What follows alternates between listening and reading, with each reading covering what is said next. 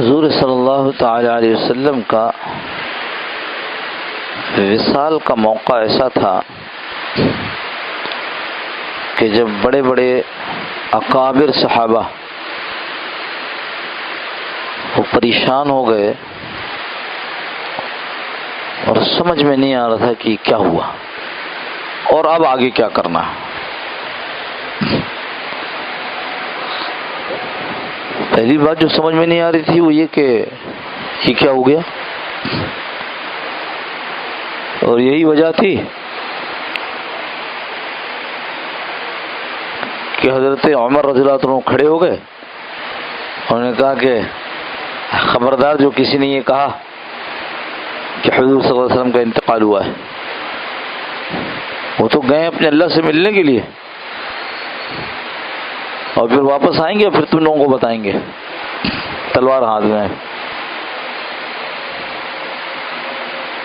حضرت عثمان رضی اللہ تعالیٰ عنہ، حضرت علی رضی اللہ عنہ، سب کے ہوش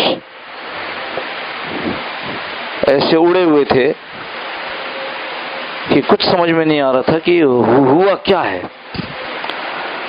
کیونکہ طبیعت عرصے سے خراب تھی رسول اللہ صلی اللہ علیہ وسلم کی، تو ایک دن پہلے بہتر ہو گئی، تو حضرت ابوبکر رضی اللہ عنہ اجازت لے کر اپنی دوسری بیوی کے پاس چلے گئے جو مدینہ منورہ سے ذرا باہر رہتی تھی۔ وہاں جب حضرت ابوبکر رضی اللہ عنہ کو خبر ملی تو فوراً دوڑے ہوئے آئے اور آپ صلی اللہ تعالی علیہ وسلم کے چہرے مبارک پر بوسہ دیا۔ اللہ کے رسول، آپ پر اللہ دو موتیں جمع نہیں فرمائیں گے۔ یعنی اب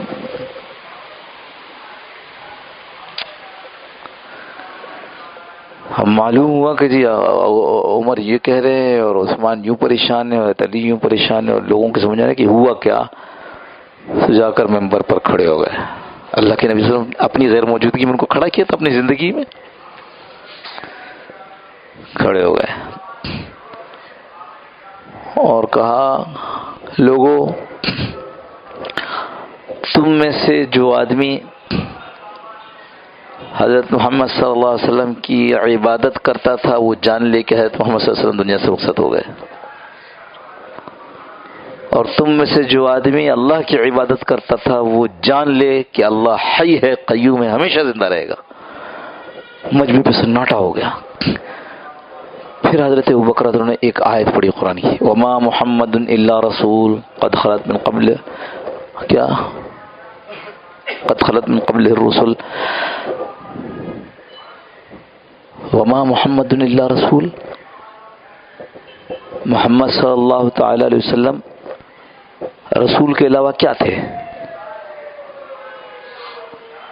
اور بعضوں نے ترجمہ کیا ہے محمد صلی اللہ علیہ وسلم صرف اللہ کے رسول ہی تو تھے، مراد کیا ہے، خدا تو نہیں تھے جس کو موت نہیں آنی۔ صحابہ کہتے ہیں کہ جب یہ آیت انہوں نے پڑھی تو ہمیں ایسا لگا کہ یہ آیت ابھی نازل ہو رہی ہے۔ ایک بات تو یہ کہ ہمیں ہمارے ذہن میں آیت تھی نہیں، اور دوسری یہ کہ یہ آیت آج کے دن استعمال ہوگی۔ کہتے ہیں ہمیں ایسا لگا کہ یہ آیت آج نازل ہوئی، ہم سب ٹھنڈے ہو گئے، اور پھر حضور صلی اللہ علیہ وسلم کی تجہیز و تکفین کی تیاری شروع کی، غسل دینا، کفن اور قبر مبارک، سب کی باتیں موجود تھیں۔ فلاں مجھے غسل دے گا، فلاں کپڑے میں مجھے کفن کرنا، دفن کوئی کہہ رہا ہے یہاں، کوئی کہہ رہا ہے وہاں، ہے تو نہ، میں نے رسول اللہ صلی اللہ تعالی وسلم سے سنا ہے کہ نبی کی قبر وہاں پر ہوتی ہے جہاں اس کا انتقال ہو، تو جہاں پر انتقال ہو قبر کو کھدے، کسی نے چونچنا نہیں کی۔ کیوں؟ جتنا قریب، اس کو آپ کہتے ہیں کلوز، حضرت ابوبکر تھے حضور صلی اللہ علیہ وسلم سے، اتنا تو کوئی بھی نہیں تھا. اور جس کو اللہ کے نبی نے سچا بتلایا ہو، صدیق ہیں، تصدیق کرنے والے ہیں، سچ کو ٹھپا لگانے والے ہیں، جس کو اللہ کے نبی نے کہا ہو، تو اس کے بارے میں کوئی کہہ سکتا ہے کہ نہیں کوئی اور روایت بھی ہوگی؟ پتہ نہیں سنی کہاں سے، کہیں خود سے تو نہیں کہہ رہے. نعوذ باللہ من ذالک. جب یہ سب کچھ ہو رہا تھا تو اس وقت میں اطلاع ملی کہ ثقیفہ بنی ساعدہ میں یہ جو باغ ہے آگے، اس باغ میں کچھ لوگ جمع ہیں، اور یہ بات ہو رہی ہے کہ اب آپ صلی اللہ علیہ وسلم کے بعد جانشین کون ہے؟ آپ صلی اللہ علیہ وسلم کا جانشین کون ہے؟ تو یہ حاکم کی، امیر کی بات نہیں ہے، جانشین کون ہے؟ تو حضرت عمر رضی اللہ عنہ وہاں پہنچے تو ایک طرف صحابہ میں سے مدینہ منورہ کے لوگ بیٹھے ہوئے تھے، ایک طرف مکہ مکرمہ سے جو ہجرت کر کے لوگ آئے تھے وہ بیٹھے ہوئے تھے. ان کا خیال یہ تھا کہ ہمارے ساتھ حضور صلی اللہ علیہ وسلم رہے ہیں تو اس لیے شاید ہمیں بننا چاہیے، ہم میں سے کسی کو بننا چاہیے. اپنے طرف اشارہ نہیں تھا. مہاجروں کا عقیدہ تھا کہ چونکہ حضور صلی اللہ علیہ وسلم کے ساتھ شروع سے ہم لوگ تھے، مہاجر تھے، تو مہاجر زیادہ بہتر طور پر کر سکیں گے اس کام کو. حضرت اور بھی ایک دو گروپ تھے. حضرت ابوبکر رضی اللہ عنہ پہنچے اور فرمایا اللہ کے نبی صلی اللہ علیہ وسلم سے میں نے سنا ہے الائمۃ من القریش، تمہارے حاکم، تمہارے امام وہ قریش میں سے ہوں گے. وہاں ایک بات بتائی، سب نے آمنا وصدقنا. یہاں ایک بات بتائی، سب نے کہا آمنا وصدقنا. وہ جو سعد ابن مدینہ منورہ والوں کے ساتھ تھے وہ بھی ادھر آ گئے، یہ بھی ادھر آ گئے، یہ بھی ادھر آ گئے. ہاں آپ نے تو مسئلہ حل کر دیا. حضرت عمر تو آگے بڑھے، کہا ابوبکر آپ ہاتھ لائیے، اور بیعت کر لیں، اور پھر جو ادھر جو بیعت ہو گئی. ایک بات بتاؤ، اگر یہ دنیا داری اور حکمرانی ضروری ہوتی اور ایسا مسئلہ ہوتا کہ بس زندگی موت، تو کیا اس حکمرانی کے انتخاب کا طریقہ بتائے بغیر گزر جاتے رسول اللہ صلی اللہ علیہ وسلم؟ ہم نے تو نماز سے پہلے آپ سے کہا کامل مکمل دین دے کر گئے ہیں. مطلب کیا ہوا؟ ابوبکر رضی اللہ عنہ کو یہ جو مجمع بیٹھا ہوا تھا اس نے منتخب کر لیا.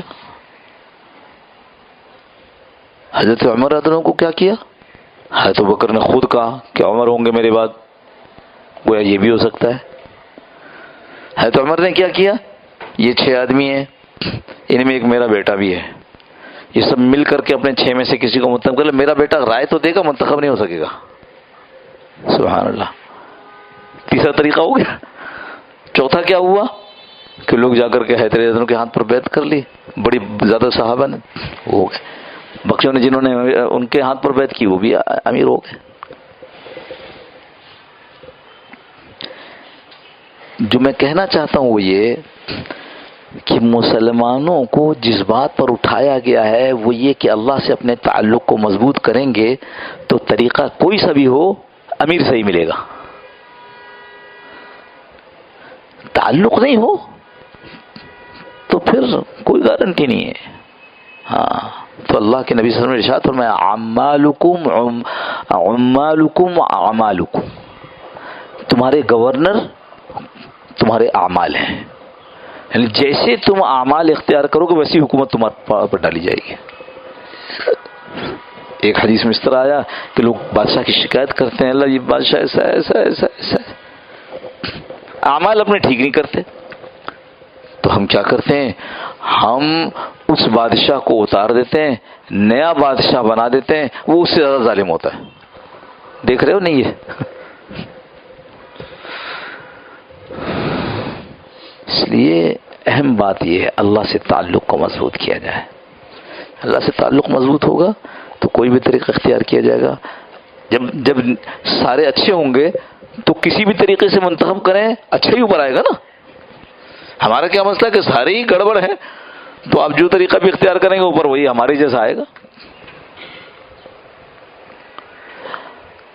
دوسری بات جو عرض کر رہا تھا، جس پر میں نے اپنی بات کو نماز سے پہلے ختم کیا تھا، کہ یہ جیسا اتنا بڑا مسئلہ نہیں، جب اچھے لوگ ہیں تو سب اچھا ہی طریقہ چلے گا.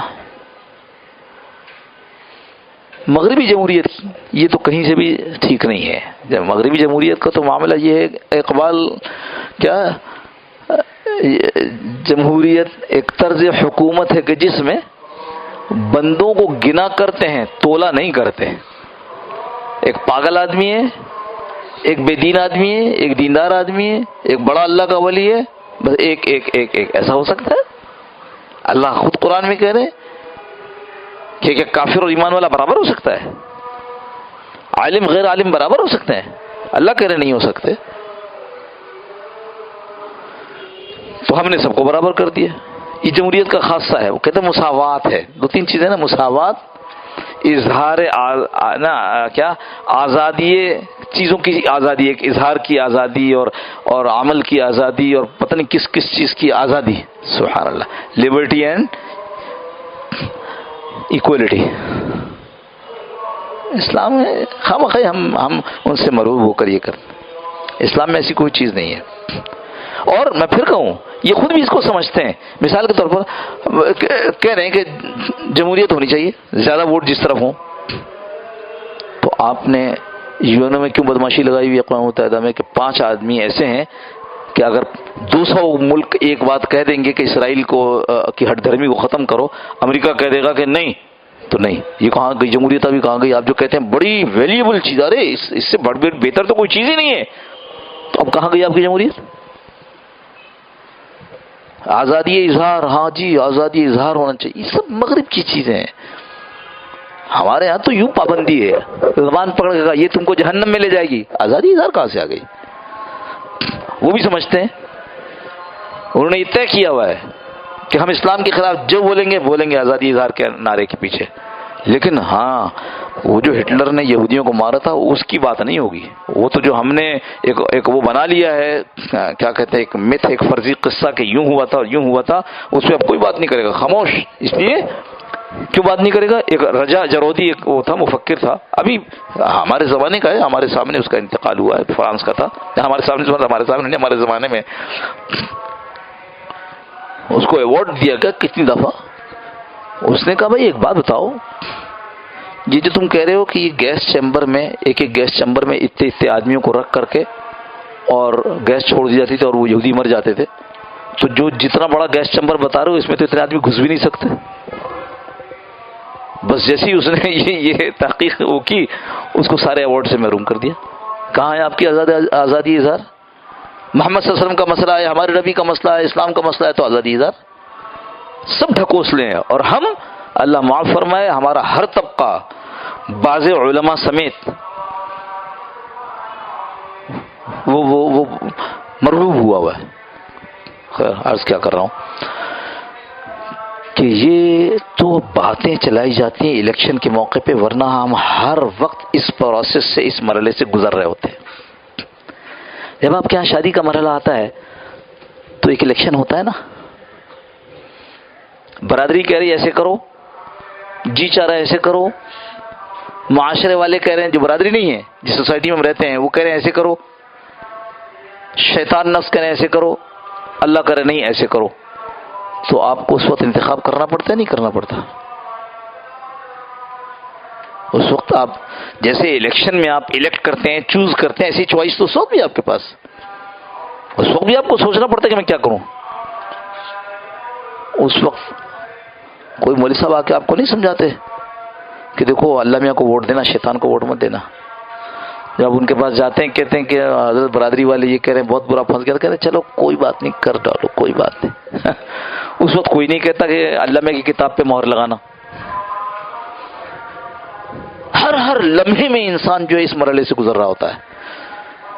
ایک اللہ کا حکم سامنے ہوتا ہے، ایک اس کے نفس کی خواہش سامنے ہوتی ہے، اور ایک برادری کی چیزیں سامنے ہوتی ہیں، رواج سامنے ہوتا ہے. لیکن چونکہ یہ تو باطل کا کھیل ہے نا، حضرت تھانوی رحمۃ اللہ نے فرمایا ہے اور حضرت مولانا عبد المالک صدیقی صاحب رحمۃ اللہ علیہ ہمارے شیخ کے شیخ وہ بھی فرمایا کرتے تھے کہ یہ ووٹ یہ برطانیہ کا فتنہ ہے، فتنہ. اور خیر مولویوں کو تو آپ مانو گے نہیں. میں پڑھ رہا تھا، اقبال کہتے ہیں تو نے کیا دیکھا نہیں مغرب کا جمہوری نظام، تو نے کیا دیکھا نہیں مغرب کا جمہوری نظام، یعنی تو نے نہیں دیکھا تو میں بتا رہا ہوں، تو نے کیا دیکھا نہیں مغرب کا جمہوری نظام، چہرہ روشن اندروں چنگیز سے تاریخ تر. کون کہہ رہا ہے؟ جس نے یورپ کو پڑھا ہے، جس نے یورپ کو دیکھا ہے، جس نے یورپ میں وقت گزارا ہے، جس کے سامنے یہ بھی تھا اور یہ بھی تھا، یہ بھی تھا اور یہ بھی تھا. آج آپ کہتے ہیں مولوی کہ ہم تو اقبال کا پاکستان بنائیں گے، تو بناؤ نا اقبال کا پاکستان. تو نے کیا دیکھا نہیں مغرب کا جمہوری نظام، چہرہ روشن اندروں چنگیز سے. ہٹلر سے نہیں کہا، ابلیس سے نہیں کہا. چنگیز کیا وجہ شہرت ہے چنگیز کی؟ اس کا ظلم. مسلمانوں کو تحقیق کر کے رکھ دیا، آبادیوں کی آبادیاں. نہیں ہو رہا ابھی. عراق پہ کس نام پر داخل ہوئے؟ جمہوریت کے نام پر. مسلمانوں کی ایسی تیسی کر دی. لیبیا میں کس نام پر پوری دنیا میں جہاں جہاں مسلمان تھے جمہوریت کے نام پہ داخل ہوئے. اور کیا کیا؟ مسلمانوں کا قتل عام. تو نے کیا دیکھا نہیں مغرب کا جمہوری نظام، چہرہ روشن. بڑا خوبصورت ہے، ڈیموکریسی بہت اچھی ہے. چہرہ روشن اندروں چنگیز سے تاریخ تر. اس راز کو ایک مرد فرنگی نے کیا فاش، ہر چند کے دانا اسے کھولا نہیں کرتے. نہیں جو دانا لوگ ہیں سمجھدار ہیں وہ اپنی راز کھولتے نہیں ہیں، لیکن پھر بھی ایک فرنگی نے اس راز کو کھول دیا. کیا؟ جمہوریت ایک طرز حکومت ہے کہ جس میں بندوں کو گنا کرتے ہیں تولا نہیں کرتے. ایک فارسی کا شعر بڑا عجیب ان کا میں دیکھا، کافی تفصیلی تھے اس میں. ایک گریز از طرز جمہوری، گریز تو ابھی سمجھتے ہو نا، جمہوری طرز سے گریز کرو. گریز از طرز جمہوری غلام پختہ کار شو، کسی مضبوط آدمی کے غلام بن جاؤ، اس کا دامن پکڑ لو. یہ جو جمہوری طرز ہے نا، سب یوں کر رہے ہیں تو ہم بھی یوں کریں. گریز از طرز جمہوری غلام پختہ کار شو کہ از مغز 200 خر فکر انسانی نمی آیت ہے. کیوں کہہ رہے ہیں کہ آپ ایک آدمی کو پکڑ لو؟ آپ تو مانتے نہیں نا خلافت کو. خلافت کی اس کا مطلب یہ جہادی ہے، جہادی. لا حول ولا قوت الا باللہ. جمہوری طرز سے گریز کرو. ایک مضبوط آدمی کو غلام پختہ کار، پختہ آدمی جس کا جو رسوخ ہو، جس کے اندر دین پر رسوخ ہو، علم پر رسوخ ہو، تقوی پر رسوخ ہو، اس کے ساتھ ہو جاؤ، اس کے غلام بن جاؤ. کیوں؟ از مغز 200 خر، 200 گدھے اگر جمع ہو جائیں تو ان کے دماغ ایک انسانی دماغ کے برابر نہیں ہے. کون کہہ رہا بھائی؟ مولوی صاحب تھوڑی کہہ رہے ہیں. مولوی صاحب کو تو آپ ایک طرف کر دیتے ہیں کہ مولوی صاحب آپ جو ہے نا وہ لگتا ہے کہ آپ کیا ہوتے ہیں مولوی صوفی محمد کے آدمی لگتے ہیں، وہ جمہوریت کے خلاف بات کرتا تھا. ارے بھائی ہاں اتنا ڈرا دیا مولویوں کو بھی. ممبر پہ قرآن کی جہاد کی آیت کرتے ہوئے گھبرا رہے ہیں کہ ہاں ہم جہاد کی آیت، ہم تو قرآن پڑھیں، ادھر ایک چھوٹا سا 7-8 گریڈ کا آدمی آ کر ہمیں ہتھکڑی لگا کے لے جاوے. اتنا ڈرا دیا. اللہ ہم سب کی حفاظت فرمائے، اپنی پناہ میں رکھے. عقائد خراب نہ کرو بھائی، عقیدہ پختہ رکھو. اس دنیا میں جو کچھ ہو رہا ہے وہ کس سے ہو رہا ہے؟ اللہ سے ہو رہا ہے. اب جب ہم نے یہ کہہ دیا کہ برادری کو بھی سامنے رکھتے ہیں، نفس شیطان کو بھی سامنے رکھتے ہیں، اللہ کو بھی سامنے رکھتے ہیں، تو ووٹ کس کو دیں گے؟ اللہ کو دیں گے نا. ہر لمحے کا، اب وہ الیکشن کی بات ختم، ہر لمحے کا جو الیکشن ہے اس میں ووٹ کس کو دیں گے؟ کیوں دیں گے؟ اس لیے کہ مسئلے تو وہیں سے حل ہونے ہیں. نہ برادری مسئلہ حل کرے گی، نہ یہ نفس اور شیطان مسئلہ حل کریں گے، نہ رواج اور معاشرے حل کون کرے گا؟ اللہ. اس کے لیے عرض کرتے ہیں بار بار، ہر دفعہ یہ عرض کرتے ہیں آخر میں کہ بھائی دیکھو اپنے آپ کو ماحولوں سے وابستہ کرو، جہاں یہ بات ہو رہی ہو، جہاں سمجھنا سمجھایا چل رہا ہو، جہاں چلو تم ادھر کو ہوا ہو جدھر کی. مولوی صاحب پہلے یوں کہتے تھے اس لیے کہ پہلے حکومت یہ کہتی تھی، اب حکومت یوں کہتی تو اب یہ مولوی صاحب بھی یوں کہہ رہے ہیں۔ وہ پیر صاحب جو ہے بلاتے تو اللہ کے نام پہ، لیکن جیسے وہ رواج میں وہ پیری مریدی بنی ہوئی، جو کسی نے وہ دکھایا واٹس ایپ پر، میں حیران ہو گیا، ایک لال داڑھی والے بیٹھے ہوئے اور انہوں نے لال سرخ جوڑے پہنے ہوئے ہیں جیسے دلہنیں پہنتی ہیں، ہاتھوں میں یہ پہنے ہوئے ہیں کہ یہ دلہن والی سرکار ہے۔ سبحان اللہ، یا اللہ۔ تو بھائی نیک لوگوں کی صحبت میں بیٹھنے کا اہتمام کیجیے، جہاں یہ باتیں ہوتی ہوں، جدھر ہوا ہو جدھر کی چلو تم ادھر کو، ہوا ہو جدھر کی وہ والے نہ ہو۔ مضبوط رہ غلام پختہ کارش ہو، جو پختہ لوگ ہیں اپنے دین میں، اپنے عقیدے میں، اپنے تقوی میں، اپنے علم میں، ان کے غلام بن جاؤ۔ اللہ انشاءاللہ مسئلوں کو حل کریں گے۔ کیسے؟ دل بدلے گا، دل بدلے گا، عمل بدلے گا، عمل بدلے گا، اللہ کی مدد آ جائے گی۔